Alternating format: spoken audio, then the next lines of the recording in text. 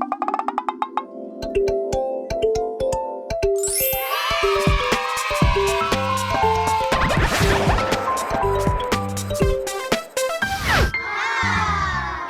Dream bird Hindi कहानियाँ।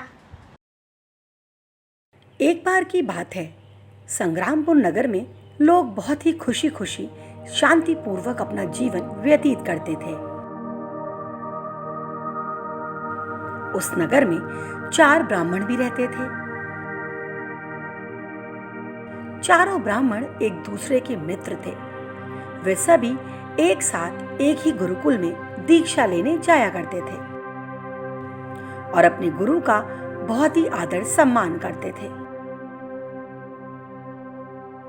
एक दिन उनके गुरुजी ने उनसे कहा, मेरे प्यारे बच्चों, किसी भी ज्ञान को पाना बहुत ही सरल होता है, पर उस ज्ञान को सही समय पर सही जगह प्रयोग करने की कला हर किसी में नहीं होती। तुम्हें इसका सही उपयोग भी आना चाहिए। चारों ब्राह्मणों ने अपने गुरु की बात बड़े ही ध्यान से सुनी और वहां से चल दिए। उन चारों में से 3 ब्राह्मणों ने ज्ञान का भंडार अर्जित कर लिया था और कुछ विद्याएं भी सीख ली थी, पर उनमें से सबसे छोटा ब्राह्मण कुछ खास ज्ञान या कोई विद्या नहीं सीख पाया था। इसी कारण बाकी के तीनों ब्राह्मण उसका बहुत ही मजाक उड़ाया करते थे, पर वो कभी उन तीनों की बातों का बुरा नहीं मानता था। उसने अपने गुरुजी से कहा, गुरुजी, मैं भी अपने ज्ञान को बढ़ाना चाहता हूँ। कृपया आप मेरा मार्गदर्शन करें। गुरुजी ने कहा, कोई भी कार्य करने से पहले उस पर सोच विचार करना चाहिए। ऐसा करने से तुम्हें हर कार्य में सफलता मिलेगी।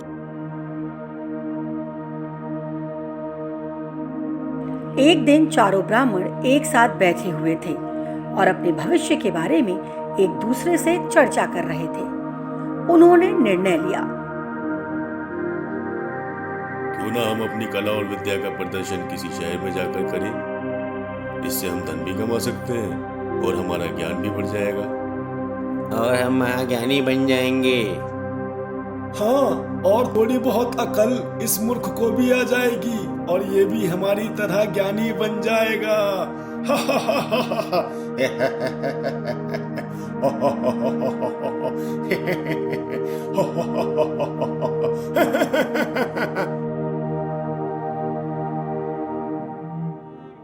चारों ब्राह्मणों ने अपना अपना सामान लिया और एक साथ शहर की ओर चल दिए।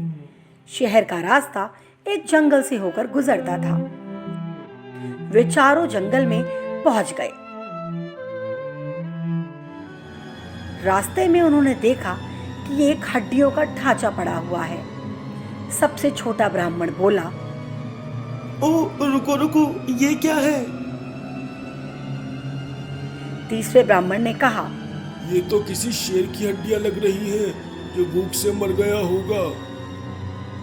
ये सुनकर सबसे छोटा ब्राह्मण डर गया और बोला, क्या शेर की हड्डियां? इसका मतलब यहाँ शेर भी है। जल्दी चलो यहाँ से, नहीं तो कोई दूसरा शेर आकर हम सभी को मार देगा। दूसरे ब्राह्मण ने बोला, रुको, क्यों ना हम अपनी विद्याओं का प्रदर्शन इस शेर पर करें। इससे हमें अपनी विद्याओं की गहराई का भी पता चल जाएगा और हम ये भी जान जाएंगे कि हम में से श्रेष्ठ कौन है। ब्राह्मण ने मंत्र पढ़ना शुरू किया। कुछ ही देर में देखते ही देखते वो हड्डियों का ढांचा आपस में जुड़ गया। यह देखकर ब्राह्मण बहुत ही खुश हो गया और बोला, देखा, इसे कहते हैं विद्या का सही उपयोग करना। मैंने एक ही पल में बिखरे हुए हड्डियों के ढांचे को एक साथ जोड़ दिया और उसे एक आकार दे दिया। अब तुम्हारी बारी, तुम इस ढांचे को एक रूप प्रदान करो। तीसरे ब्राह्मण ने भी मंत्र पढ़ना शुरू कर दिया। देखते ही देखते उस हड्डियों के ढांचे को एक शेर का रूप मिलना शुरू हो गया।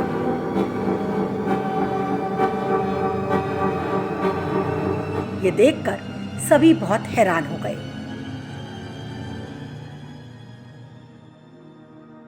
तीनों ब्राह्मण बहुत ही खुश थे, पर सबसे छोटा ब्राह्मण अभी भी डरा हुआ था। पहले ब्राह्मण ने कहा, अब देखो मैं अपनी कला से इस निर्जीव शेर के अंदर कैसे प्राण डालता हूँ। जैसे ही वो मंत्र पढ़ने लगा, तभी सबसे छोटे ब्राह्मण ने उसे बोला, अरे नहीं नहीं, ये क्या कर रहे हो? जब तुम इस शेर में प्राण डाल दोगे तो ये जिंदा होकर सबसे पहले हमें ही मार देगा। ये शेर हम सभी से ज्यादा शक्तिशाली है। इस शेर को जिंदा मत करो। गुरुजी ने भी तो यही बोला था ना कि कोई भी काम बिना सोचे समझे नहीं करना चाहिए। तुम सब भूल गए क्या? इतना सुनते ही पहला ब्राह्मण गुस्सा हो गया और वो बोला, अरे तुम चुप रहो, तुम खुद तो कुछ कर नहीं सकते, और जब हम अपनी शक्ति का प्रदर्शन कर रहे हैं तो तुम्हें यह हजम नहीं हो रहा। तुम हमसे जलते हो। अगर मैं इस शेर को जिंदा करके अपनी शक्ति नहीं दिखाऊंगा तो ये कैसे पता चलेगा कि हम चारों में से कौन सबसे श्रेष्ठ है। सबसे छोटा ब्राह्मण बोला, खुद की जान ही गवा बैठोगे तो श्रेष्ठ कहलाने का क्या फायदा होगा? अच्छा ठीक है, मैं तुम सबकी बात समझ गया। मैं एक काम करता हूँ, पहले किसी पेड़ पर चढ़ जाता हूँ जहाँ से मैं तुम सबको देखता रहूँगा। अगर शेर ने जिंदा होते ही मुझे ही खा लिया तो मैं तुम्हें कैसे बताऊंगा कि तुम में से श्रेष्ठ कौन है? पहला ब्राह्मण बोला, डरपोक कहीं का, ये याद रखो कि मुश्किल समय में हिम्मत दिखानी चाहिए। छोटा ब्राह्मण बोला, मैं क्या करूं? मुझ में शेर से लड़ने की हिम्मत है ही नहीं। ये बोलकर वो एक पेड़ पर चढ़ गया। पहले ब्राह्मण ने मंत्र पढ़ना शुरू कर दिया। कुछ ही देर बाद मरे हुए शेर में हरकत होनी शुरू हो गई। उसमें प्राण आ गए। शेर ने अपनी आंखें खोली तो देखा कि सामने 3 ब्राह्मण खड़े हुए हैं। उसे देखकर मुस्कुरा रहे हैं। शेर को जिंदा होता देख कर तीनों ब्राह्मण बहुत ही खुश हो गए, पर उनकी खुशी ज्यादा देर तक कायम नहीं रह पाई। शेर ने खड़े होते ही जोर से दहाड़ना शुरू कर दिया।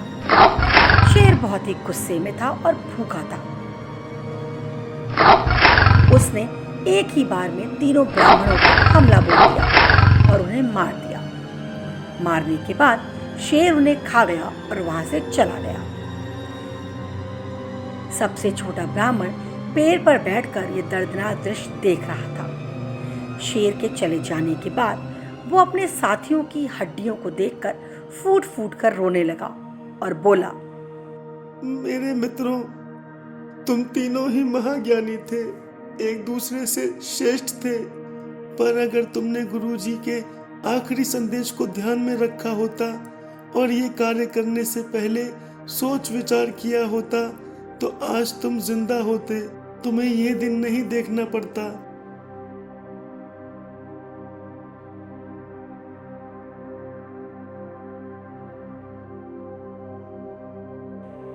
हमेशा याद रखिए कि बुद्धिमान और श्रेष्ठ वही होता है जो हर कार्य सोच समझ कर करे।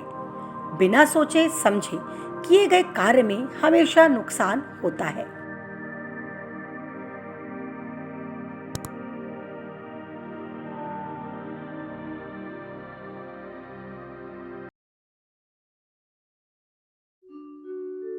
एक शहर में एक व्यापारी रहता था। उस व्यापारी की 3 बेटियां थीं। तीनों बेटियां बहुत ही सुंदर थीं, लेकिन सबसे छोटी बेटी सबसे ज्यादा सुंदर और सबसे ज्यादा समझदार थी। उसका नाम था ब्यूटी। वह अपने पिता की बहुत सेवा करती थी और उनका ख्याल रखती। जब वो रात को सोती तो हर रोज एक सुंदर राजकुमार का सपना देखती। वो सपने में देखती कि एक दिन कोई राजकुमार आएगा और उसे अपने साथ अपने महल में ले जाएगा। एक दिन ब्यूटी के पिता को खबर मिलती है कि उनके सभी समुद्री जहाज तूफान आने के कारण समुद्र में डूब गए हैं। इस खबर को सुन के उन्हें बहुत ही गहरा सदमा लगता है और वे बीमार हो जाते हैं। कुछ दिनों के बाद उन्हें खबर मिलती है कि उनका एक जहाज एकदम सुरक्षित है, वह नहीं डूबा। ब्यूटी के पिता ये सुनकर बहुत ही प्रसन्न हो जाते हैं और बंदरगाह जाने की तैयारी करने लगते हैं। उन्होंने अपनी तीनों बेटियों से पूछा, बताओ तुम तीनों को क्या उपहार चाहिए?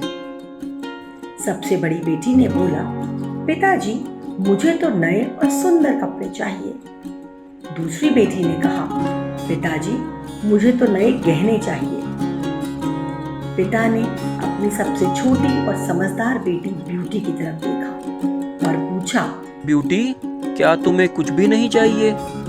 ब्यूटी ने कहा, नहीं पिताजी, मैं बस ये चाहती हूँ कि आप सही सलामत वापस आ जाएं।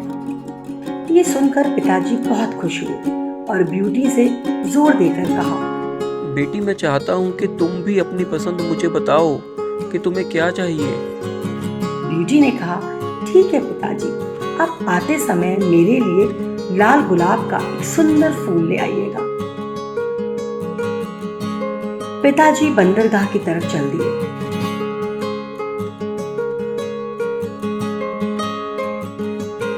वहां जाकर उन्होंने देखा कि जहाज तो सही सलामत था और बहुत ही अस्त व्यस्त हो चुका था और अंदर से सारा सामान गायब था।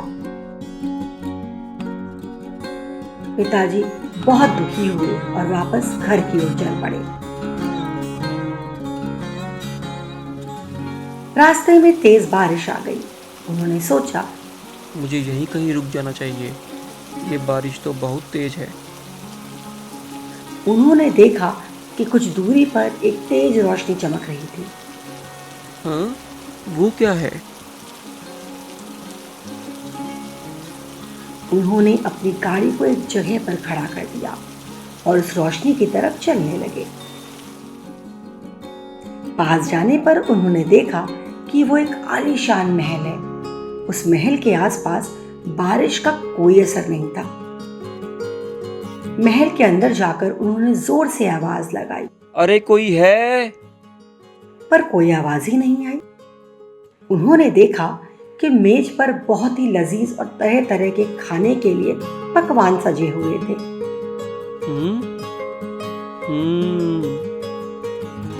वो सोच में पड़ गए। उन्होंने सोचा, किसी की आवाज नहीं आ रही है और मुझे तो बहुत भूख भी लगी हुई है। मैं एक काम करता हूँ, मैं ये खाना खा लेता हूँ, जो होगा बाद में देखा जाएगा। ऐसा सोचकर उन्होंने वो खाना खा लिया। खाना खाने के बाद वो दूसरे कमरे में गए तो देखा कि एक बहुत ही सुंदर और आरामदायक बिस्तर लगा हुआ था। वे बहुत थक चुके थे। उस बिस्तर पर जाकर आराम से वो सो गए। जब सुबह उनकी नींद खुली तो उन्होंने देखा कि कमरे में अभी तक कोई भी नहीं आया था और मेज पर नाश्ता भी रखा हुआ था। उन्होंने पेट भरकर नाश्ता किया और बोले, आप मेरे सामने नहीं आ रहे हैं, पर आप जो कोई भी हैं बड़े ही दयावान हैं। मेरा इतना अच्छा सत्कार करने के लिए आपका बहुत बहुत शुक्रिया। अब मुझे चलना चाहिए, फिर मिलेंगे। मैं फिर आऊँगा, अपना ख्याल रखना। ऐसा बोल के वो उस महल से बाहर निकल गए। बाहर आके उन्होंने देखा कि सामने एक बगीचा है जिसमें बहुत ही सुंदर सुंदर गुलाब के फूल लगे हुए थे। उन्होंने सोचा, अरे वाह, इतने सारे गुलाब के फूल। ब्यूटी बेटी ने भी एक गुलाब ही मंगाया था। अगर मैं एक गुलाब यहाँ से ब्यूटी के लिए लेके जाऊंगा तो ब्यूटी तो बहुत खुश हो जाएगी। उन्होंने एक गुलाब तोड़ने के लिए हाथ बढ़ा दिया। जैसे ही उन्होंने गुलाब को तोड़ा, तभी अचानक पिताजी कुछ समझ पाते इससे पहले ही एक बहुत ही बड़ा सा दाना उनके सामने आकर खड़ा हो गया।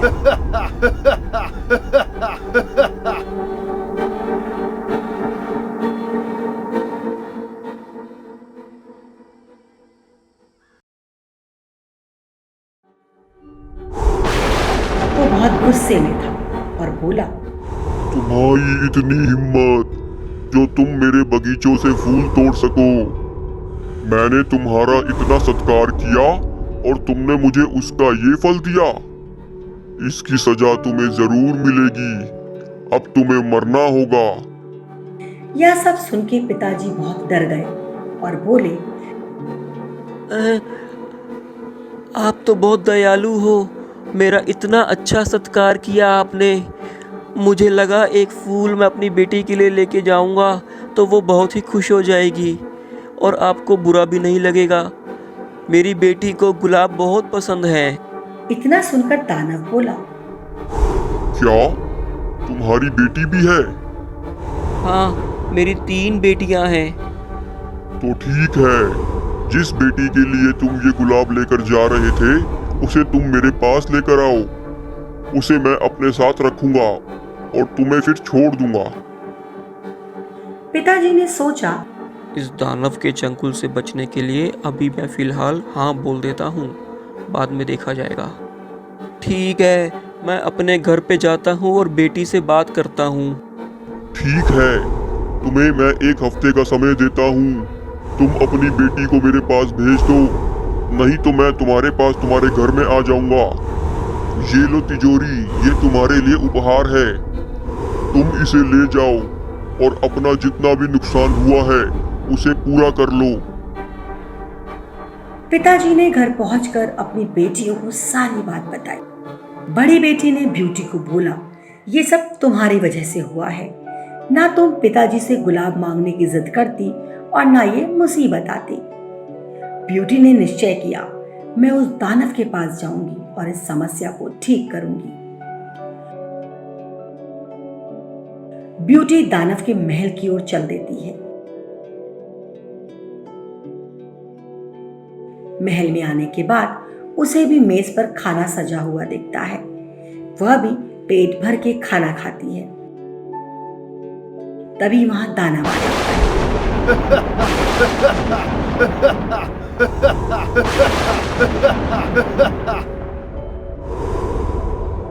वो ब्यूटी से पूछता है, क्या तुम अपनी मर्जी से यहाँ पर आई हो?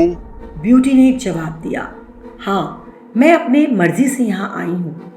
किसी ने मेरे साथ कोई जबरदस्ती नहीं की। तुमने मेरे पिताजी का बहुत आदर सत्कार किया। इससे मुझे पता चलता है कि तुम बुरे नहीं हो, इसलिए मैं यहाँ आ गई। ठीक है, जाओ तुम अपने कमरे में जाकर आराम करो। ब्यूटी ने देखा कि बेहद खूबसूरत कमरा उसके लिए तैयार था। उस कमरे में उसकी पसंद की हर चीज थी। वे वहीं सो जाती है।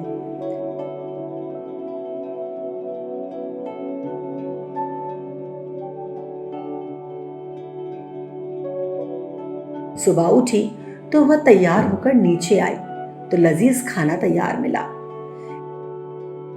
ऐसा करते करते दिन बीतते गए और दानव ब्यूटी का बहुत ही अच्छे से ख्याल रखने लगा। ब्यूटी हैरान थी कि दानव कभी उससे किसी बात के लिए जबरदस्ती नहीं करता और ना ही उसे अब दानव के साथ रहने में कोई डर है। अब उसे दानव अच्छा लगने लगा था। एक दिन रात को सोते समय ब्यूटी ने सपने में देखा कि उसके पिताजी बहुत बीमार हैं। ब्यूटी ने दानव से बोला, मेरे पिताजी बहुत बीमार है, मैं उनसे मिलना चाहती हूँ। क्या तुम मेरी ये इच्छा पूरी करोगे?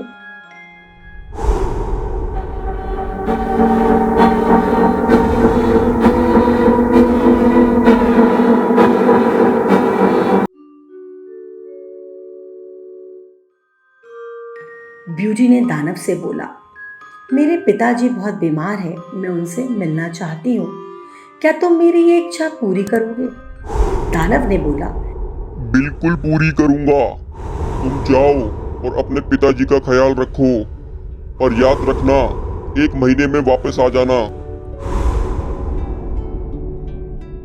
दानव ने ब्यूटी को एक अंगूठी दी और कहा, ये लो, ये अंगूठी पहन लो। इसे पहनते ही तुम सीधा अपने पिताजी के घर पहुंच जाओगे, और जब यहाँ आना होगा तो इस अंगूठी को दोबारा पहन लेना, तो तुम उसी समय यहाँ मेरे पास आ जाओगी।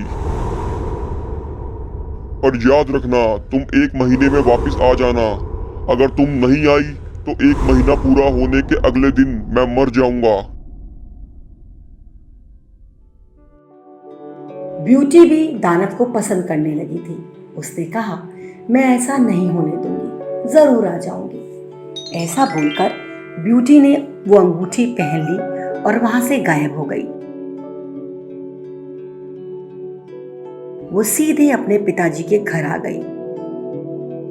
पिताजी उसे देख के बहुत प्रसन्न हुए और धीरे धीरे ठीक होने लगे। वो सभी एक साथ समय बिताने लगे और खुश रहने लगे। 1 महीना गुजर गया और ब्यूटी दानव के पास वापस जाने की बात भूल गई। रात को सोते समय ब्यूटी ने सपने में देखा कि दानव बगीचे में एक पेड़ के नीचे मरने की हालत में गिरा हुआ है और मेरा नाम पुकार रहा है, ब्यूटी, ब्यूटी, तुम कहाँ हो? तुम अभी तक आई क्यों नहीं ब्यूटी? ब्यूटी! अचानक से ब्यूटी की आंख खुली और उसने निश्चय किया, मुझे अभी तुरंत ही दानव के पास चले जाना चाहिए। उसे अगर कहीं कुछ हो गया तो मैं खुद को कभी माफ नहीं कर पाऊंगी। पता नहीं मैं कैसे ये बात भूल गई। इतना कहते ही उसने वो अंगूठी पहन ली और वहां से गायब हो गई। वो उसी समय उसी बगीचे में गई जहां उसने सपने में दानव को गिरा हुआ देखा था। उसने देखा कि वो दानव सचमुच में उसी पेड़ के नीचे बेहोशी की अवस्था में गिरा हुआ था। ब्यूटी ने कहा, मुझे माफ कर दो, मैंने आने में देरी कर दी। अगर तुम्हें कुछ हो जाता तो? दानव ने पूछा, क्या तुम मुझे पसंद करती हो? क्या तुम मुझसे शादी करोगी? ब्यूटी ने तुरंत ही हाँ बोल दिया और दानव को गले लगा लिया। गले लगते ही दानव अचानक ही एक बहुत ही सुंदर राजकुमार में बदल गया। यह सब देखकर ब्यूटी हैरान रह गई। उसने देखा, ये तो वही राजकुमार था जो अक्सर मेरे सपने में आया करता था। उसने पूछा, तुम कौन हो? दानव ने कहा, मैं एक राजकुमार हूँ। मुझे एक चुड़ैल ने श्राप दिया था कि मैं एक भयंकर दानव में बदल जाऊंगा और मुझे इस अभिशाप से मुक्ति तभी मिल पाएगी जब कोई सुंदर लड़की मुझे दानव रूप में ही स्वीकार करेगी। ब्यूटी, आज तुमने मुझे उस श्राप से मुक्त कर दिया। तुम्हारा बहुत बहुत शुक्रिया।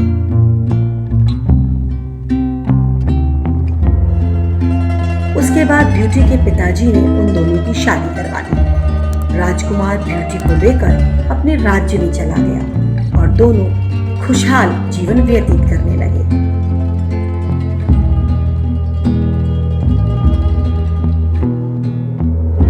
इस कहानी से हमें यह शिक्षा मिलती है, बाहरी सुंदरता से आकर्षित होने की बजाय मन की सुंदरता का सम्मान करना सीखें। तन की सुंदरता से अधिक मन की सुंदरता होती है।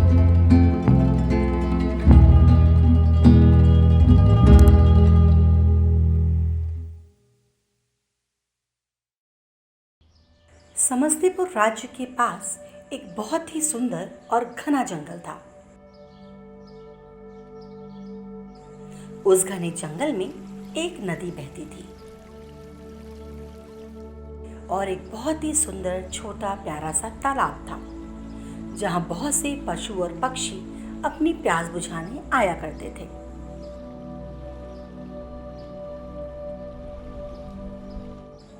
उसी जंगल में एक बारहसिंघा रहता था। वह पूरे दिन इधर उधर घूमता और पूरे दिन मस्ती किया करता था।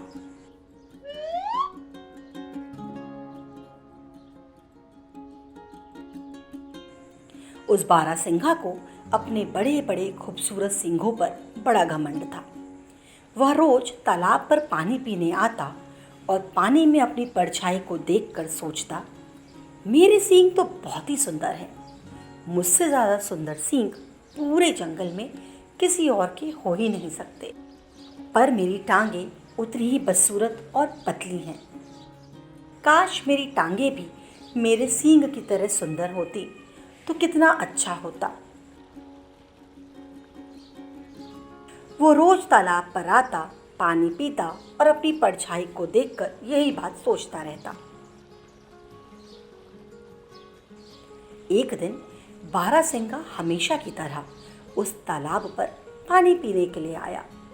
अपनी परछाई को देखकर वह अपनी टांगों के बारे में सोचने लगा।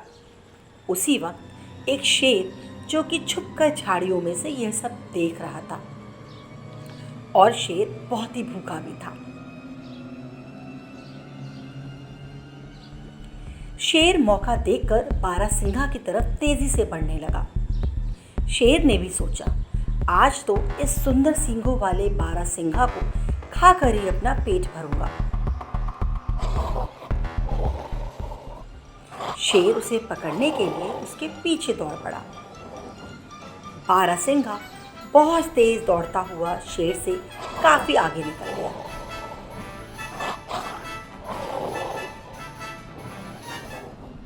तभी अचानक दौड़ते हुए बारहसिंघा के लंबे सींग एक पेड़ की शाखा में अटक गए। बारहसिंघा अपने सींग छुड़ाने के लिए बहुत प्रयास करता रहा, पर सफल नहीं हो पाया। उधर शेर उसके काफी करीब आ चुका था। बारहसिंघा ने आखिर में अपनी टांगों को पूरी ताकत के साथ चलाया और पेड़ की शाखा को तोड़ते हुए वहां से भाग खड़ा हुआ।